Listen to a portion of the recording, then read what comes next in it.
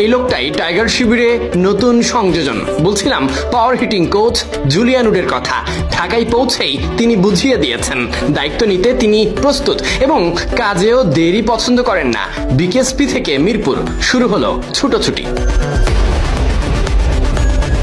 এসেই বিকেএসপিতে জ্যোতি মারুফাদের অনুশীলন করিয়েছেন, তা আবার প্রকাশ করেছেন নিজের ফেসবুক কোচিং ক্লাসে।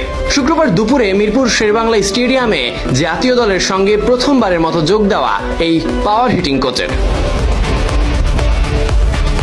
তানজিদ তামিম, লিটন, শান্ত, জাকির কিংবা হৃদয় যারা দলের ব্যাটিং শক্তিকে আরো উজ্জীবিত করতে পারে তাদের নিয়ে শুরু হয়েছে জুলিয়ান উডের পরিকল্পনা।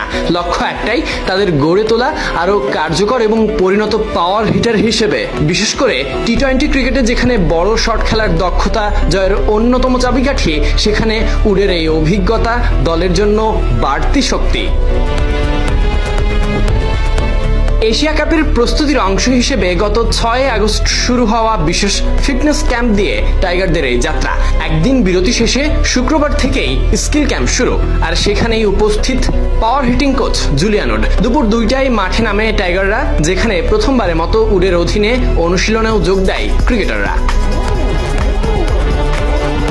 18 আগস্ট ঢাকায় এই অনুশীলন পর্ব শেষ হবে। এরপর দল যাবে সিলেটে, সেখানেও জুলিয়ান উডের সংস্পর্শেই থাকবে ক্রিকেটাররা, যেখানে 20 আগস্ট থেকে মাঠে গড়াবে আরো নিবিড় প্রস্তুতি।